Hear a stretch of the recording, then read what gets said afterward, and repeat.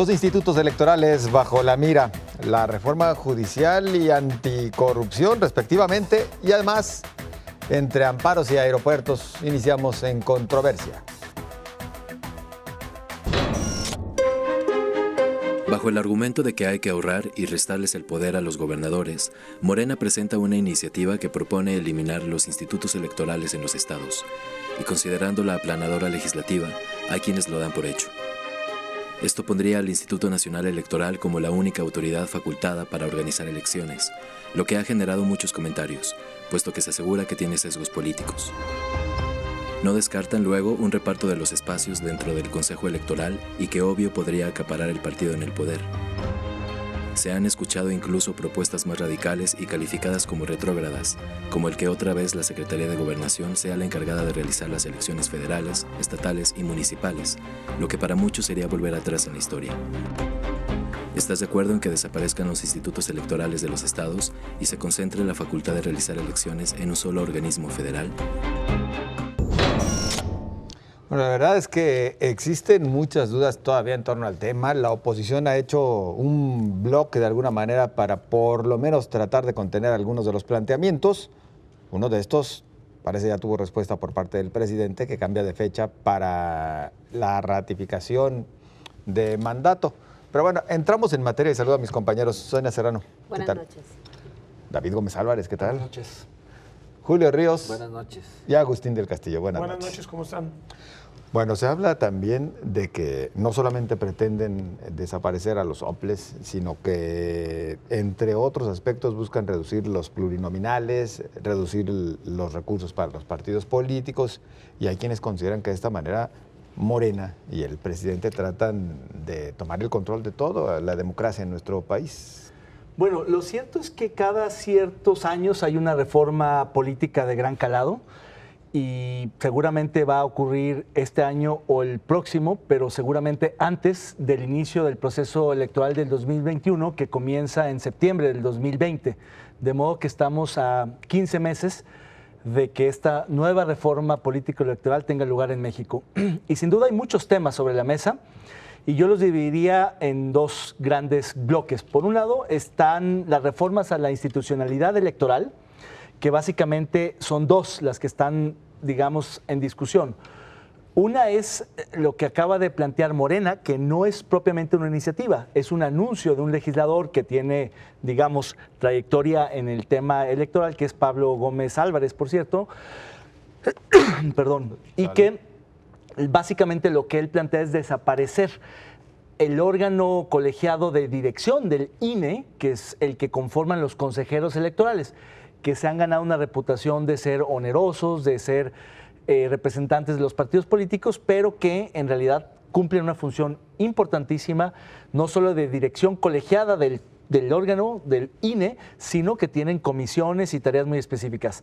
La otra propuesta, que no es de Pablo Gómez Álvarez, sino de otros integrantes de Morena, es la desaparición de los órganos electorales locales, los famosos OPLES, que son lo que aquí se conoce como el Instituto Electoral del Estado de Jalisco, que en efecto tiene una cierta duplicidad de funciones con la delegación del INE en el Estado, pero que también es importante porque de lo que se trata es de tener un federalismo electoral, es decir, organismos que integren los poderes locales, porque al final de cuentas vivimos en un federalismo y cada estado es una soberanía y tiene que tener mecanismos para conducir las elecciones que lleven a la integración de los poderes públicos. Del otro lado, hay otra serie de reformas que plantean la reducción al financiamiento público a los partidos políticos, que va de un cierto porcentaje a la mitad o incluso más, y otra serie de reformas como llevarse el padrón electoral, el Registro Federal de Electores, a Gobernación. Ese sí, efectivamente, en donde existen estos padrones, normalmente en los ministerios del Interior, porque es el documento de identificación nacional, y dejar al IFE solamente con las funciones estrictamente de organización electoral.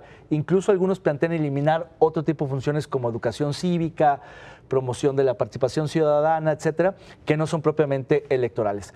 Lo que yo creo es que en este cúmulo de de propuestas de reforma, se puede debilitar no solo al sistema de partidos políticos, que siempre el gobierno, el partido en el gobierno, siempre es el que propone este tipo de reducción de financiamiento porque le conviene, siendo gobierno, financiar a su propio partido. En su momento lo propuso el PRI, en su momento también de alguna manera el PAN, y ahora lo propone Morena a nivel nacional. Pero la parte que me parece más delicada y en la que estoy absolutamente en desacuerdo es la que tiene que ver con la desaparición de los soples y con la desaparición del Consejo General del INE, porque eso sería una regresión a 20, 30 años atrás, cuando justamente buscábamos que el órgano electoral fuera conducido por ciudadanos, que fuera independiente de gobernación, que fuera autónomo, que tuviera recursos propios. Claro, hay muchas críticas a la conducción del IFE, al costo oneroso del IFE, incluso a la forma de designar a los consejeros del IFE, porque es justamente a través de partidos políticos. Pero al menos a través de esos mecanismos había ciertos equilibrios. Hoy, pensar el INE sin consejeros electorales, solamente conducido por los directores ejecutivos, por la Junta General Ejecutiva, que es lo que planteó Morena, me parece que simplemente es materialmente inviable, no es posible. Y desaparecer a los soples es también tanto como decirle a los estados que van a depender totalmente del INE y que todos los asuntos se van a resolver en la Ciudad de México. En principio, como ahorros, muchos de los planteamientos suenan interesantes, Sonia. Yo sí creo que debe haber una revisión a fondo de cómo podemos tener un sistema electoral que nos salga más barato. ¿Por qué?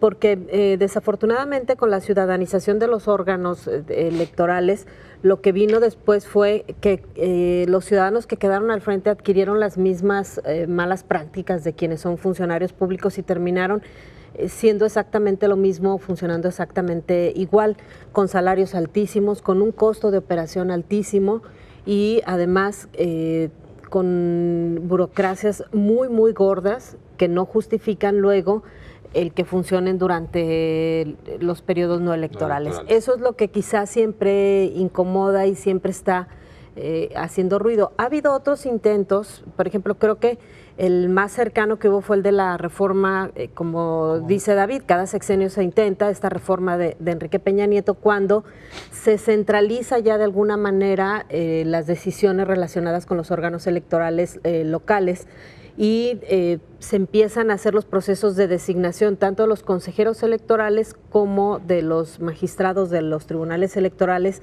en procesos desde la Ciudad de México, que lo único que varió fue que en lugar de que lo designaran los partidos políticos en Jalisco, pues lo terminaron designando los partidos políticos que tienen representación exactamente en el Congreso de la Unión.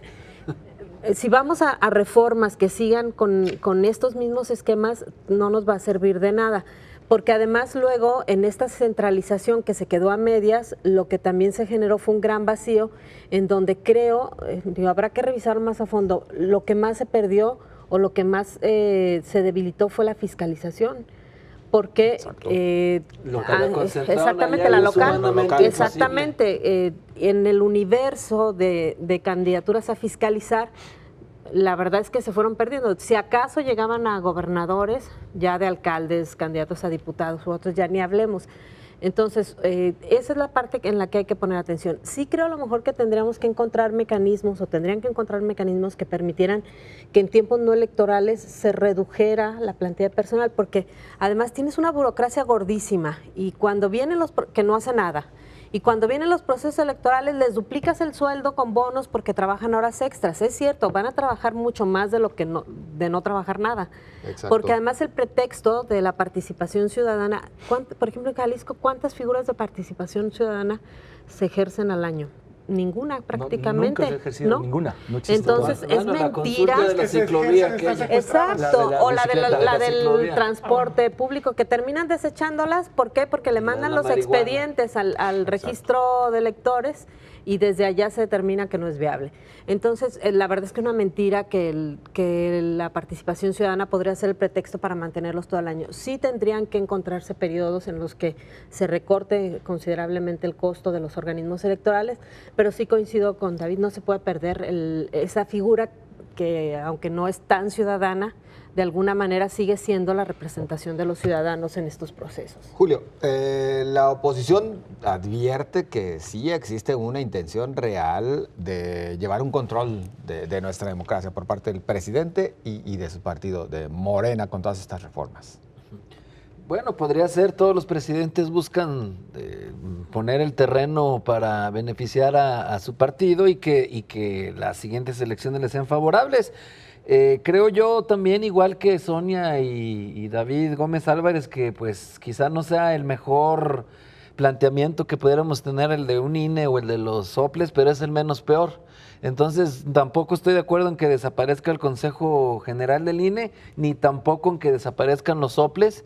Y sobre todo, si hay duplicidad pues de funciones, sí se tiene que revisar eso. Esto de la fiscalización es cierto, que por cierto, si se las quitaron a los soples es para eventualmente ir, en este caso, debilitando estos organismos para luego justificar su eventual desaparición. Sin duda esta ha sido la vía, no solo del actual gobierno, desde el anterior. Fue el PRI, exactamente, sino desde el anterior. Esa ha sido la tendencia. Y yo no estoy de acuerdo en que se desaparezcan, pero eventualmente los van a desaparecer. Eso está muy cantado, de que al menos en los soples, si se van, que el Consejo General probablemente haya voces que terminen empezando y espero yo que reine la sensatez. Y en este sentido, pues tendríamos que buscar también algunos otros aspectos de los que no se ha hablado, ¿no? Como la segunda ronda, que yo creo que ya no hay condiciones de que se hagan. No creo que a López Obrador le guste una reforma de ese tipo, ni a Morena. El voto electrónico también debería de darse, porque si quieren a un ahorro, y abarataría mucho las abarataría, cosas, pero nunca va a pasar en este país el sospechosismo, porque por lo menos las cifras que dio hoy a si es tan conocer caro Lorenzo Córdoba. si es tan caro los comicios, los procesos electorales, es por esa desconfianza. Pero además entonces ganas nunca va a en ocurrir. credibilidad, ¿no? Con una estructura de este tipo. Estoy Pues de hay acuerdo. quienes dicen que no. Pero no va a También ocurrir, en eso no va a dividen ocurrir. las Bueno, es que opiniones. en México somos especialistas en hacer hechizos para que las cosas que en otros lados del mundo son muy prístinas o muy claras, aquí se perviertan. Claro, exacto. Y pues también, si de veras quieren ir ya para terminar, hablan de reducir los plurinominales. Yo pienso al revés, deberían ser todos plurinominales, porque esa es la forma más justa de tener los votos representados. Es decir, porque si tú tienes ganadores de distritos, pues es muy diferente a cómo se da la competencia en un distrito. Pero ¿quién te Pero representa si pones- como votante en un distrito? No, pues a mí me parece que la mezcla no habría debe ser- necesidad. A ver, hay tan países en los que no hay. Bueno, pero hay por lo menos lo países, puedo reclamar. hay No. países en los que no hay diputados de mayoría. Pero Sí, volvemos lo a lo justo mismo, es, el si problema- tienes el 20% de los votos, el 20% de los escaños. El Y problema si de el los 80 y pluris 80. es cómo y se listo. pervirtió. Sí, es un problema, Pues pero esa pues es la finalmente bronca. es más Claro. justo. Ahora, ver. Morena Votos está con gozando votos. en este momento De de la todas formas, a los que sobrerepresentación quieren, que las le da mayorías. justamente la ley electoral en estos momentos. Y si elimina las pluris. Mira, Agustín, nada más para terminar, de facto, Morena son puras pluris, porque salieron en la tómbola y fueron puestos, ¿y quién los conocía en su distrito? Pero- y ganaron muchísimos No escaños, sé, son digo, pluris de David facto. podría darnos una Son opinión pluris de más facto. fundamentada. Yo creo que la representación en los congresos nació con una idea de que un grupo de ciudadanos específicos tuviera a alguien que estuviera hablando por ellos en un parlamento, ¿no? Creo que lo más sano es una representación mixta, como el caso mexicano, donde efectivamente hay 300 de representación mayoritaria que sí representan territorialmente a una determinada aunque la fórmula población. actual es la y la pervertida. otra, que son los representantes plurinominales, Que son de partido. representan a los partidos, pero equilibran las distorsiones de los uninominales. Aunque es las decir, fórmulas no hay sean dos lo más tipos de, adecuado. digamos, en el mundo están Muchas minorías países llegan gracias a como eso. Israel, Holanda, que son 100% plurinominales. Entonces ahí sí, si sacas el 2.7, te tocan 2.7 diputados. Es lo más justo. Y hay países como Estados Unidos o Inglaterra que es totalmente uninominal. Y por eso hay esos switcheos y estos cambios tan drásticos, porque ahí el que gana se lleva todo, aun cuando gane con el 51%, el 49% restante no tiene representación. Por eso entra el plurinominal para compensar las distorsiones del principio del ganador se lleva todo, el winner takes all, que es el sistema de mayoría relativa. Entonces yo creo que el mexicano es una buena mezcla. Podría reducir en todo caso el número global de 500 a 400 diputados y proporcionalmente los de mayoría y los de representación proporcional. Pero la mezcla es importante porque si no, no tendrías, sin los plurinominales, partidos chicos y estaría solamente sobre representando a los grandes como actualmente Pero ocurre. además, Entonces, creo que es una buena Los mezcla. plurinominales le daban antes calidad Sí, porque ahí a va las la burbuja, legislaturas, ahí va la claro, burbuja. exactamente. Y Garantizamos Casi el siempre problema es llegaban cómo los se mejores modificó para para meter a hacerlo. Sí, novias, para meter a las esposas, sobre todo aprovechando el tema de la equidad de género, o cómo un comité que tiene el control de un partido político entran prácticamente puros de ese comité, de cada partido, dejando fuera a quienes podrían darle calidad legislativa y que antes lo hacían. Los de representación de mayoría relativa, pues al final representan a un grupo. Aunque no te sientas representado, pues es tu diputado. A él le puede reclamar y él tendría que velar por los intereses de ese determinado territorio. La gran distorsión ocurrió en el Senado de la República, donde en lugar de tener dos... Eso sí, senadores de partido que no representan a ningún estado. No tendrían que existir. Eso sí es absurdo. Exacto. Eso es absurdo. Sí. A ver, Ahora, Agustín, más tenemos 2 caros minutos. todavía. Yo creo, decía Julio, que la tendencia va a ser que desaparezcan los organismos electorales estatales. Yo no estaría tan Malamente, seguro, ¿eh? yo no estaría tan seguro, porque más bien yo estoy viendo... David dice que sí. Yo estoy viendo que se va a judicializar más bien, ¿no? Pero en oficinas, en sala superior. Pero yo me pregunto si un país que se supone que es federalista tiene sentido que desaparezcan los organismos electorales estatales. O sea, un No país... tiene sentido. O sea, pero que vaya a ocurrir es otra cosa. O sea, lo que dice Julio no Pero es... lo- tienen las juntas locales, que es lo que... Pero es una delegación de la federación. Sí, claro. Pues no no es tienes lo un mismo. órgano local autónomo. O sea, Lo que- a fin de cuentas lo que tendríamos que buscar, como bien dice Sonia, es necesitamos adelgazar el costo, pero no podemos perder la representación. Las instituciones se tienen que fortalecer de otro modo. Pues, Me que se parece que es muy reduzcan salarios. importante. Y creo que los gobernadores, ¿a poco tan fácil van a dejar que ocurra eso? Pues ya dejaron, ¿eh? Ahorita Han depende dejado ya de muchas algo. cosas. Es que hay estados donde se han cedido mucho porque el órgano local no es muy De hecho, bueno. En Jalisco es más consolidado.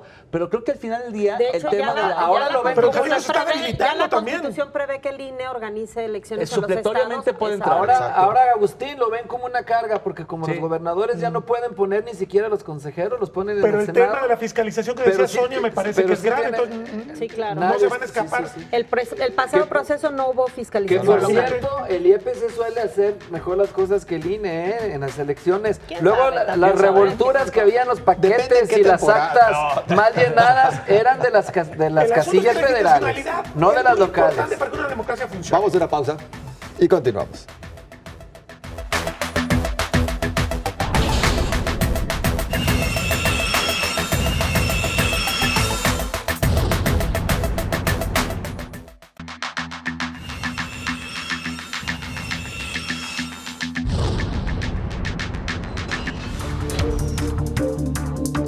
El Congreso del Estado de Jalisco saca adelante la tan anunciada reforma legislativa sobre el reglamento del Poder Judicial que frena el bono de retiro y aprueba los exámenes de control y confianza, entre otros conceptos. Sin embargo, entre los aplausos y autoelogios, los mismos diputados reconocen que es recurrible, y lo que es más, que se judicializará, ya que pasaron por encima de conceptos como la irretroactividad de la ley. Tanto jueces como magistrados podrán ampararse o presentar una controversia constitucional. A la par, los legisladores trabajan en la creación de una oficina especial de inteligencia financiera para el Sistema Estatal Anticorrupción y la creación de una Secretaría Técnica para el Comité de Participación Social. ¿Crees que la falla del sistema de justicia de Jalisco atañe solo a jueces y magistrados? Una reforma, la del Poder Judicial, que bueno, prácticamente las apuestas van en el sentido de que nunca podrá ser aplicable por todos los conflictos que se vendrán encima, conflictos de carácter legal, por supuesto. Y la otra, en materia anticorrupción, que por lo menos ya le quitaron, y Julio lo has informado con detalle, paja al trabajo de la Fiscalía Anticorrupción, esperando que ahora sí, quitándole paja, pues se vean resultados, ¿verdad? Esperando que ahora sí se vean. Complicado, ¿eh? Complicado que una Fiscalía Anticorrupción tenga resultados ante... Entonces, ¿para qué tenerla ante el también? modus, no, tampoco, no, así no, o sea, quizá en lo que pasó en el pasado va a ser muy complicado que opere, pero Sí, porque pues, el futuro pasará. porque sí, pues, pero en lo sucesivo, desde luego que va a haber herramientas, ¿no? Bueno, ¿por cuál empezamos? ¿Por la reforma? Porque Por ya favor. me contrapiaste, la judicial o la... Vámonos a la judicial primero, ándale. Sí, tenemos algunas observaciones de la anticorrupción, pero primero lo judicial, pues era obvio que esto iba a ocurrir. Se están poniendo, o sea, como que la Llorona pareciéndosele al diablo, pues no la va a asustar, no van a asustar a Lucía, al chamuco, ¿no? O sea, generalmente sabemos que en el Congreso del Estado son muy deficientes los trabajos que se hacen ahí jurídicos, ya sea porque no hay la capacidad de los asesores o incluso a veces pues porque lo hacen a propósito, ¿no? A mí no me sorprendería que todo esto haya sido una faramalla para quedar bien con la opinión pública de decir, miren, aquí estamos haciendo lo que la sociedad decía con el clamor, que es justo, ¿eh? Por supuesto que los magistrados deben de someterse moralmente a las pruebas de control y de confianza. Entiendo su desconfianza de que sea una espada de Damocles para aplicárselas a contentillo cuando alguno no se cuadre. Eso sí entiendo ese temor. Pero desde luego que deben ser evaluados y la lógica, la teoría dice que por un órgano externo. No obstante, a pesar de que esto era un clamor social, es cierto, jurídicamente era inviable por todo lo que ya se enumeró en la cápsula y que pues seguramente los diputados sabían que se las iban a tumbar, pero pues al menos ya tienen el reflector, al menos dicen ya cumplimos. A mí no me sorprendería que esto sea una vil faramalla. Y luego también había quien decía que era un intento de llevar el control sobre el Poder Judicial por parte del Ejecutivo e inclusive del Legislativo. Bueno, es que también que siempre existe. Eso siempre existe.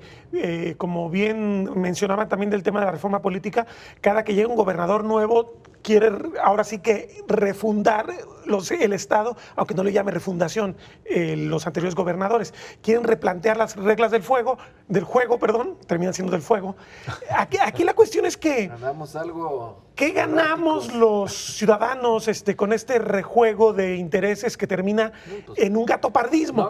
Me parece grave. Porque se va a revertir en tribunales. Pero es doblemente grave porque entonces estás abonando más a la desconfianza de la gente, porque nomás juegas a que eres demócrata, a que eres crítico, a que estás tomando lo que la gente está reclamando el dedo en la boca de la gente. Y termina no pasando nada. Es clarísimo que el Poder Judicial en Jalisco, si lo comparáramos en términos relativos con el Poder Judicial Federal, pues la verdad es que los poderes judiciales de los estados son terribles, son pésimos, no dan justicia a un nivel que realmente parece la Corte Suprema de los Estados Unidos, el Poder Judicial de la Federación. O sea, hay un desnivel increíble en la calidad de justicia que nos da el Poder Judicial del Estado. Lo triste de esto es que si fueran demócratas los jueces y el Poder Judicial, estarían ellos planteando su propia reforma. Ellos tendrían que estarlo empujando, bueno, pero también y eso sería lo mejor. Los dejarían entrarle al tema y no tratar de imponerles todo. Por eso, pero si el Poder Judicial trajera ese impulso, el Poder Judicial llevaría la agenda adelante y entonces diría, ayúdame con esto, Ejecutivo. Pero tampoco es que sea una imposición. En espíritu es positiva la Oye, Julio, la reforma. Pero ¿por qué siempre viene del Ejecutivo? ¿Por qué el Poder Judicial no se quiere autorregula bien? Sí, eso es la gran pregunta que habría que hacerse. Eso es muy cuestionable. Sí, yo creo que tocas dos temas centrales. Uno es que el judicial siempre ha estado rezagado, nunca ha tomado la iniciativa. Es un poder por definición muy conservador, muy renuente, muy opaco. Para defenderse en amparos ahí son muy avanzados. Liderazgos, es decir, el presidente es una especie como de gerente en turno que lo ponen entre el gobernador y los grupos de poder al interior del judicial. Y lo otro es el desfase terrible en términos de capacidad, de honestidad, de modernización, de tecnologización respecto al Poder Judicial. Esa brecha es enorme, mucho más grande que la que existe entre el Ejecutivo federal, el presidente de la República y los gobernadores. Es decir, la brecha se abre mucho más. Los legislativos son también muy distantes, pero en el judicial es brutal. Y a mí lo que me parece es que esta reforma, en efecto, va contraria a los intereses y a la pretensión de los magistrados, y desde ya están, digamos, advirtiendo una resistencia que va a llevar a una serie de amparos selectivos. Unos van a entrar porque en efecto no podrá ser retroactivo en perjuicio de los que están aferrados al hueso y a los bonos, y en cambio sí va a regular a otros. Pero a mí me parece que la parte más importante es el tema de los nuevos mecanismos de designación de los magistrados, y me parece que en general la sociedad tendríamos que entrarle de manera mucho más creativa, innovadora, cuestionando y críticamente proponiendo nuevas reglas para el Poder Judicial. Alguien ponía el ejemplo de lo que ha sucedido, por ejemplo, en las reformas judiciales en América Latina, en Colombia en concreto, que allá lo que hicieron fue de visibilizar al Poder Judicial poniéndole rostro, nombre, apellido y seguimiento de las sentencias, porque en efecto, hoy es difícil que fuera de los enterados alguien, un ciudadano común y corriente, sepa el nombre de un magistrado, un juez.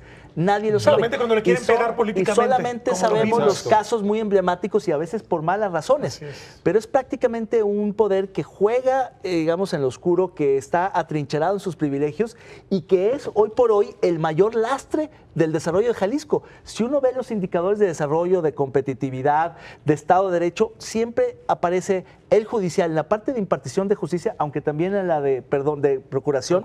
Ahí tenemos un rezago muy importante que es atribuible a la Fiscalía, que pertenece al Ejecutivo, es decir, responsabilidad del gobernador. Pero en la parte que le toca al judicial tenemos pésimos indicadores. Y ese es un lastre porque eso es lo que le da el traste al Estado de Derecho y lo que provoca impunidad e inseguridad. Pero fíjate, es también en parte por los perfiles que están en el Poder Judicial.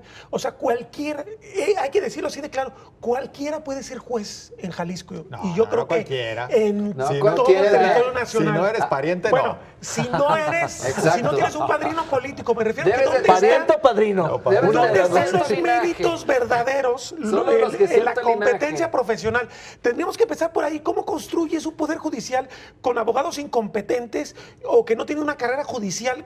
¿Cuántos casos no conocemos, Sonia, de gente que ha llegado a magistrados sin tener carrera judicial? Esto me parece que es una aberración. Competentes solo para lo que les conviene, Agustín. Vas a ver ahora en estos amparos, súper no, bien sí, claro. fundamentados. Tienen bien fundamental, Sonia. Yo difiero de ti, de lo que dices, Julia, de que hay un buen espíritu en esta reforma, porque el espíritu no es modificar al Poder Judicial para que funcione mejor. El problema es que quieren meterle mano al Poder Judicial y que además es una reforma mal diseñada simplemente para cubrir el proceso de cambios, sabiendo que Bueno, que en esta eso sí hay reforma acuerdo. va a ser impugnada. No, creo que en el Poder Judicial todavía no hay los acuerdos. Hoy, por ejemplo, tenía que haber una sesión de pleno y se suspendió porque no llegó el presidente. Parece que el presidente está dudando de ir a la controversia constitucional, que es lo que le están exigiendo los demás magistrados, para que esto permitiría impugnar la reforma completa una vez que el gobernador la publique en el periódico oficial. Luego vendrían, de no ser así, entonces Los las amparos acciones individuales. aisladas que tendrían que ser de quienes aspiran a ser magistrado, de cuando se quiera someter a evaluación a los actuales magistrados, y el haber de retiro, que el haber de retiro siempre se ha judicializado. No hay ningún juez ni magistrado que se haya retirado al que se le haya pagado. Esto no ha sucedido. Recientemente. No ha sucedido así, de que se retire y le paguen, no hay Es decir, ninguno. tiene que entrar. Tiene que ir a un Está juicio, ok. ampararse. Sí. Pero han ganado muchos. No muchos, como la mitad más o menos de los que se han retirado. Luego se alarga Pero porque no además, está lo delicado de esto a mí me presupuestado. parece que es una discusión jurídica que nos llevó 2 sexenios. Empezó con Emilio González Márquez, concluyó con Jorge Aristóteles Sandoval para definir el haber de retiro, porque siempre la Corte ha resuelto que el haber de retiro tiene que pagarse, porque el argumento es el magistrado cuando se retira no puede seguir litigando. Entonces, si los funcionarios demandan, los funcionarios de segundo nivel y ganan juicios de retiro porque los despiden cuando acaba una administración de 2-3 millones de pesos, ¿por qué se escandalizan de que un juez se lleve $1 millón de pesos después de haber sido juez Sí, es medio hipócrita 15 la años? crítica, sí. Verdaderamente. Yo creo que más bien habría que revisar quiénes tenían derecho y revisar bien ese derecho, porque la Corte ha sido insistente. Tienen que darle un haber de retiro, se tienen que ir a una edad, y porque además después de esa edad ya no pueden seguir en la función pública por cuestiones de capacidad física. Pero además hay otro detalle importante, no todos tienen derecho a pensión, que eso tiene que ver con los años que cotizaste, y más ahora que, como dice Agustín, muchos llegan sin carrera judicial, o la mayoría llegan sin carrera judicial. Claro, nomás que el tema del haber de retiro y las compensaciones de la edad de retiro y demás, hay que verlas no solamente respecto al Poder Judicial y a los otros jueces, sino en general al sector público y en general al país. Exacto. Porque al final del día todos son autorreferenciales y dicen, no, es que a los Hay que demás ver esto... nada más cuánto paga cada ejercicio presupuestal los ayuntamientos y los poderes en indemnizaciones. Mucho más, pero mucho más de lo que nos costaría darle un haber de retiro al Poder Judicial. Sí, nada más que simbólicamente es muy costoso políticamente para el Poder Judicial otorgar ese derecho, ese privilegio, porque para el común denominador de los trabajadores que se pensionan y se jubilan no tienen ese tipo de... La gran cosa es definir si se lo merecen o no. No, bueno, a ver, lo que sucede es que el Poder Judicial seguramente tiene la peor imagen pública de los tres poderes, con todo de que los otros poderes hacen todo lo posible por competirle. Le echan ganas, le echan ganas. Le echan muchas ganas. Digo, Y eso es- llegan a lo mejor algunos sin las condiciones para ser jueces o magistrados, pero con muchas más condiciones que muchos que llegan a ser diputados, o que o algunos que son secretarios, secretarios, claro. que están a cargo de áreas A ver, a mí me Sí, importantísimas. porque tú tienes que hacer un dictamen jurídico, ni modo que no cites la ley, ¿verdad? Exactamente. Tienes que estudiar un poquito. Pero para ser el secretario de algo que no te exige demasiado, ahí han llegado unos tipos que no tienen ni idea de la materia. Pero a ver, yo siempre he pensado que estamos transitando hacia una discusión interesantísima como país, promovida por ciertos organismos de la sociedad civil, think tanks como Fundar, que ya están planteando una ley general de designaciones públicas.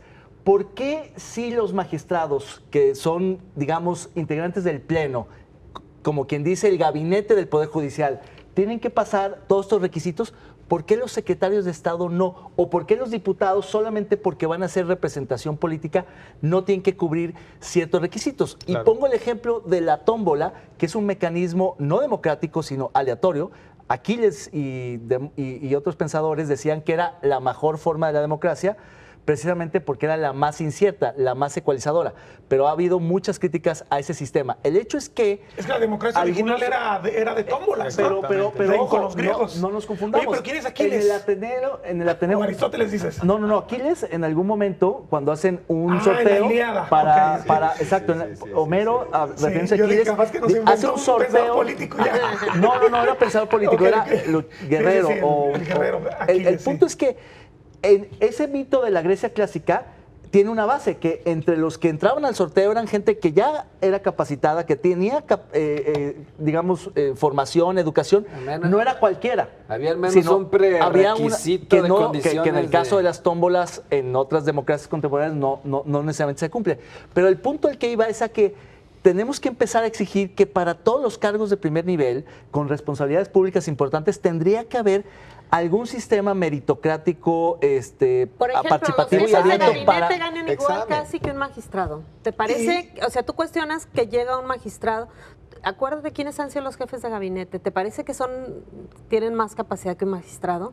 O sea, Ahora me los parece que habría que... coordinadores. Exactamente, habría Sí, que habría revisar. que equiparar Y hay que comparar, ver ¿no? los coordinadores del Ejecutivo contra muchos secretarios y uno se pregunta si ellos realmente merecen ganar más que muchos Exactamente. secretarios. O sea, Oigan, tenemos Sí, es 3, cierto. 4 minutos. ¿Alcanzamos a platicar algo de la anticorrupción, el sistema anticorrupción 2.0?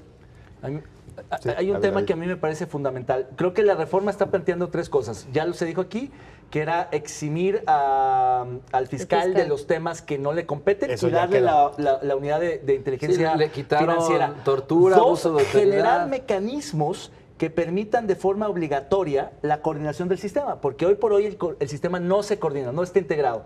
Y no Lo puede hicieron depender... con a toda máquina, que fue un ejercicio Desastroso, que no se pero coordinaba. todavía no Todavía ha sigue. terminado, pero la idea fue esa, que el sistema lo atendiera globalmente. Pero no lo están atendiendo, cada uno está haciendo su parte. ¿Cómo haces que se coordinen sobre la parte operativa? Pero si no quieren que se coordinen. la tercera parte de la reforma me parece fundamental, que tiene que ver con la modificación de compras y contrataciones, porque ahí la idea es que se saquen a los empresarios que en muchos casos pues se han ido con la finta o incluso se han coaligado para buscar beneficiar En la a los mayoría. propios gremios. Y entonces hay que repensar completamente el sistema, porque ahí está la simulación y el conflicto de interés. Creo que el planteamiento es interesante con la incorporación de más testigos sociales, representantes empresariales desde el principio, las bases y demás, pero creo que falta mucho más por pensar, porque al final del día el sistema como tal va a tomar mucho tiempo en que madure, y en cambio estos comités de adquisiciones pues están hoy por hoy ya asignando y designando compras. Entonces yo creo que el sistema tiene que resetearse por completo para pensar en un modelo distinto, porque no ha dado resultados ni en Jalisco, ni a nivel nacional, ni en ningún estado. Hablamos de un fracaso del sistema anticorrupción. No, yo creo que todavía no. Creo que ha ido caminando, se ha ido estructurando con muchos regateos para que funcionara.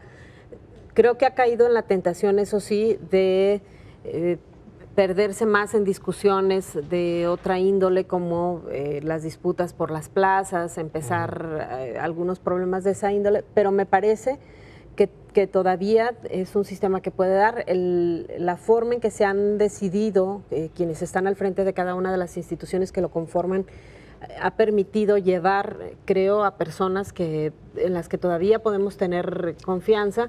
Sin embargo, sí creo que lo que hace falta es que desde los gobiernos o desde el gobierno y desde los ayuntamientos se les dé pues toda la facilidad para que puedan hacer su trabajo y no existan presiones, porque ese es otro problema, las grandes presiones que hay desde quienes no quieren ser revisados. Pues nosotros vamos a la pausa y continuamos enseguida.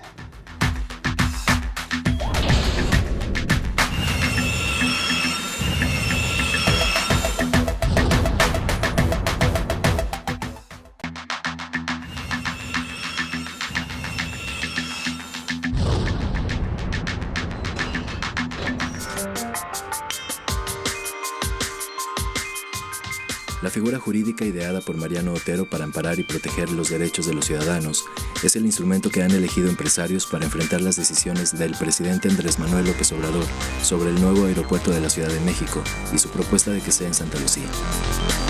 Por lo pronto, la organización que se autodenomina #NoMásDerroches tramitó 147 amparos, en algunos de los cuales ya obtuvo suspensiones provisionales para que las obras en Santa Lucía y en Texcoco se mantengan como están, en tanto se resuelve el fondo.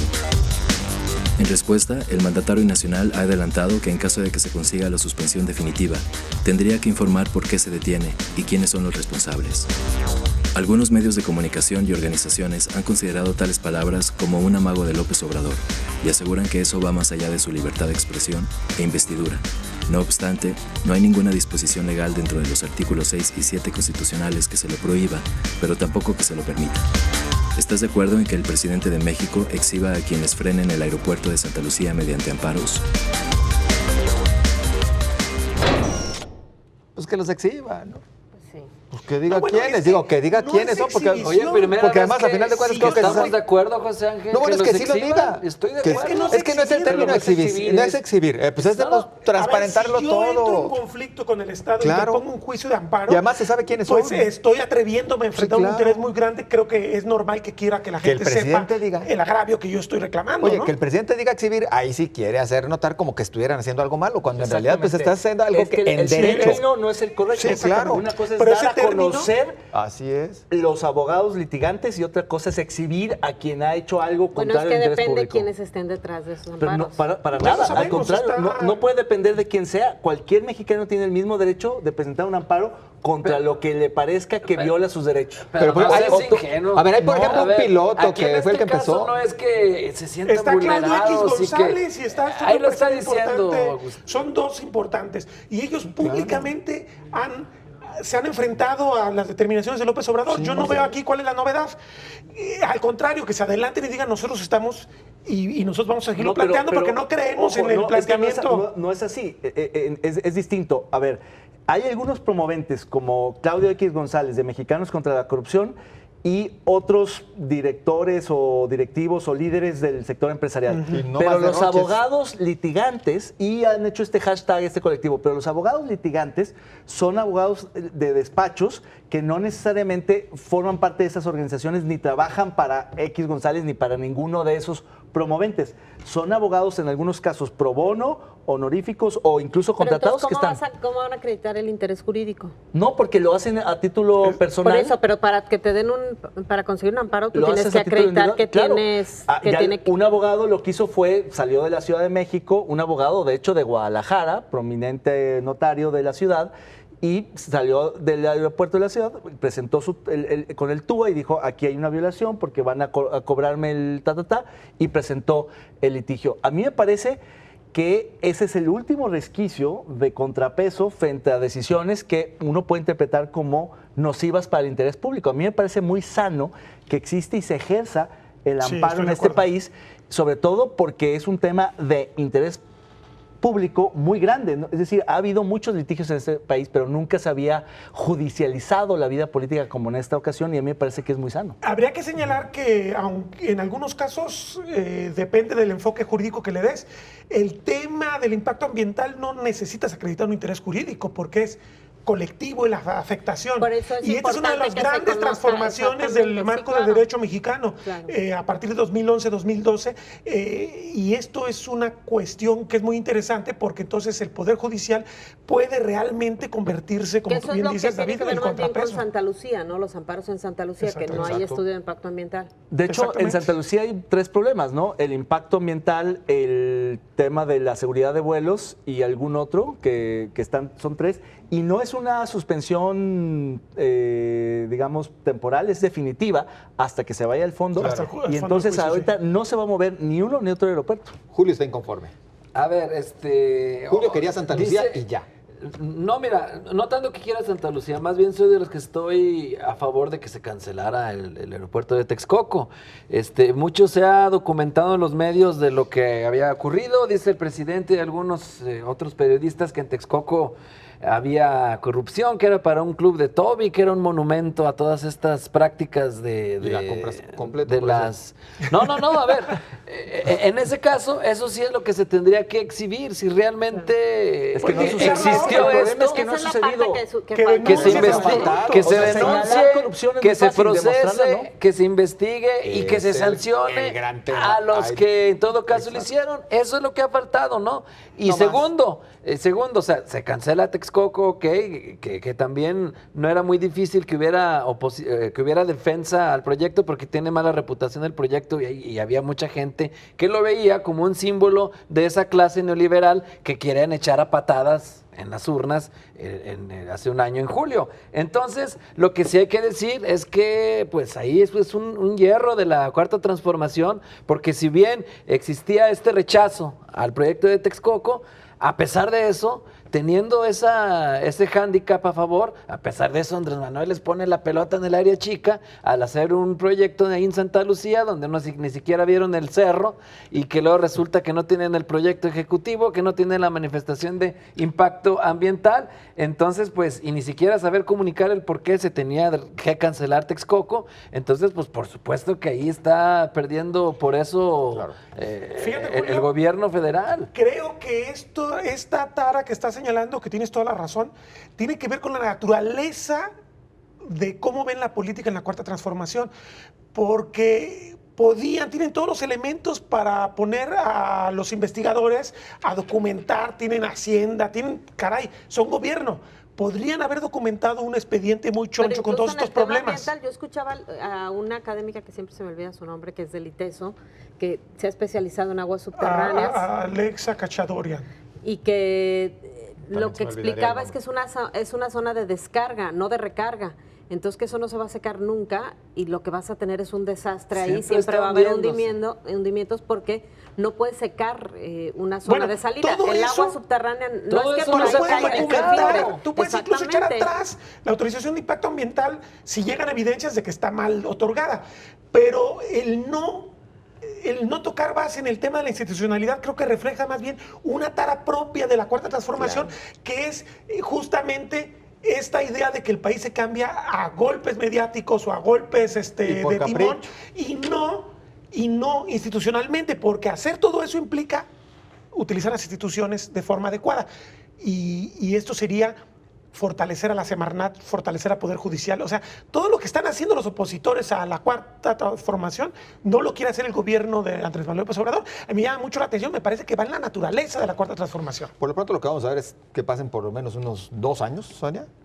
¿Quién con sabe? todos También estos pueden conflictos. ayudar a que el proceso se desahogue más rápido y que los amparos vayan resolviéndose de una Los manera capaz que- más rápida, que por hasta supuesto, ocurre lo claro. inverosímil de que Pero regresen a la otra Texcoco. parte sería eso, que empiecen a ventilarse qué es lo que había detrás de estos contratos. No debe ser muy complicado porque seguramente el mecanismo que se siguió fue el mismo que se siguió en la mayor parte de los contratos que se han estado ventilando en los últimos meses, y creo que más bien lo que tendrían que hacer el gobierno federal es ventilar y revisar exactamente qué había detrás del Sí, proyecto. ser de Texcoco. serios, ser institucionales. Exactamente. Porque Pero no no ha les veo dicho, no ha ganas de eso. pregonado, pero Más no ha coco presentado y las menos pruebas. hígado, ¿no? Claro. A mí lo que me preocupa de los últimos sucesos, de las declaraciones recientes del presidente, es, uno, lo que ya se dijo acá, la forma en que se refiere a los promoventes de los amparos como los voy a exhibir, como si fuera un delito o algo incorrecto. Y dos, que él anuncia que los trabajos seguirán. Eso es un Desacato. anuncio, digamos, peligroso, porque en efecto caería en desacato. Y en general en este país casi todos los ejecutivos en algún momento desacatan, pero hasta ciertos límites, pero no anunciándolo así, no en una obra de esta envergadura, no frente a tantos amparos y resistencia. Y el asunto es que si el judicial resuelve de fondo que en definitiva no puede hacer Santa Lucía y que tiene que por lo menos dejar intacto Texcoco, si no es que obligarlo a retomar obras, porque ahorita lo que determinaron los amparos es que no se puede empezar a desmantelar Texcoco, y algunos dicen que algún amparo podría obligar a retomar Texcoco. El punto es que el presidente está Pero no, muy un amparo empecinado. no te puede obligar a eso. Pero Por la hay vía del amparo, ¿no? ¿Obligarías en algún A recurso fundamentar, por ejemplo, a tu tener decisión? que decir que si no hay Sí. una razón tienes Y que si no la continuar la obra fundamentas, pues pública? entonces, ¿por qué te moviste? ¿Por qué la paraste la obra? Entonces Fíjate significa esto que es como continúe. el- Sí, hay versiones de el que drama- terminaría Texcoco, ¿eh? Este es como el drama que vemos en primer plano de una situación que a mí me parece más preocupante todavía. Un poco revisando la trayectoria de algunos dirigentes latinoamericanos que les aplica el término populista correctamente. Voy a hablar de dos de diferente tendencia ideológica, de Hugo Chávez y de Alberto Fujimori. Los dos tuvieron en su primer año de gobierno un enfrentamiento fuerte con el Poder Judicial y los dos se fueron por la libre. Y los dos terminaron sometiendo a los poderes judiciales. O sea, esto puede ser un escenario que se vuelva a dar. Yo sé que no les gusta que los comparen, pero por eso me parece que es valioso el caso Fujimori. Fujimori no tiene nada que ver con... Cerró hasta el Congreso, no solo el Exactamente, judicial, el discurso el de Congreso. izquierda. Pero puede ser una tentación muy grande. Creo que aquí se va a probar el talante democrático del presidente López Obrador.